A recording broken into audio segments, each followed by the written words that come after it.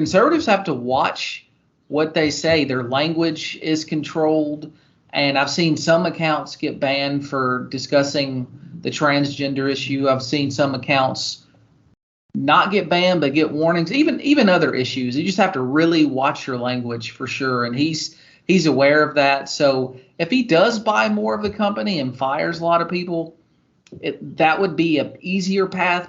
In one sense, he wouldn't have to build a platform from the ground up.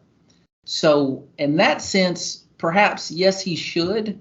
But if there's going to be a lot of hurdles in terms of firing the executives, getting good executives, say he bought the majority of the company, maybe he's better buying or just building from the ground. It really depends on what it would take to get good people in leadership there. Now, it said after he acquired his stock, many conservatives asked him to restore the suspended account of President Donald Trump. The good question. Are they asking the right guy? It seems as if they're not, given the Twitter executive said the role of a board member is advisory. We do not reverse policies, and he has no authority over previous policy decisions. I would agree that Elon Musk is not particularly open about being super conservative, but he is totally open about being anti-authoritarian, anti-big government control. And it's no secret he's no fan of Biden, and Biden is no fan of him either. Every time Biden mentions electric car innovation, even though Tesla is at the top of the food chain in terms of that innovation, never mentions Tesla. Happy to mention other companies, but not Tesla. Well, you know, it's interesting that you point out that Elon Musk is a true libertarian. I believe that's kind of where he lies, is in that libertarian sector, which is we're pretty conservative when it comes to finances and economy, but leave us alone when it comes to the social issues. Is that a correct estimation of where he really stands in his politics?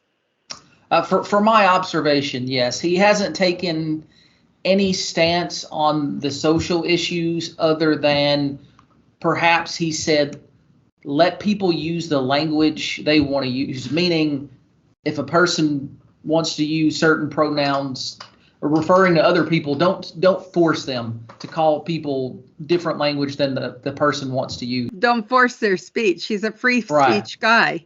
And of course, he's saying we don't have to conform to your speech in order to be able to talk publicly or politically or any other way. And I think that most Americans would agree. We've got the left conflicted mightily over this, it sounds like, which is a good place to have them, because we know they're conflicted in private all the time. You don't only have to look at it to talk to a lefty for a few minutes to know how conflicted their whole just the way they are, that their whole mental processes are conflicted. 9.2% of Twitter.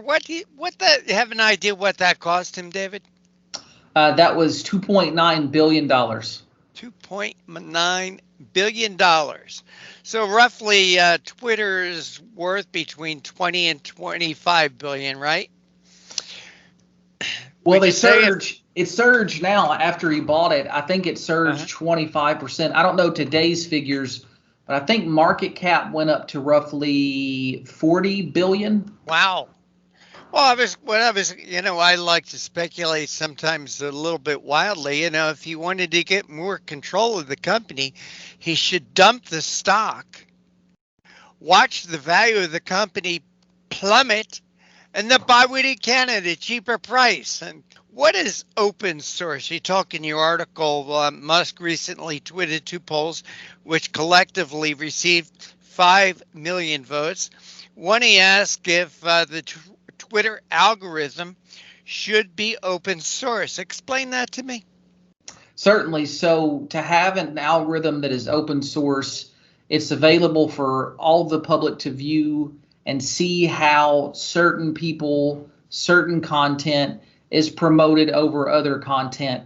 Some platforms I'll use Instagram, for example. Previously, Instagram had just a linear feed. You saw what your friends posted at the time, like just a linear list.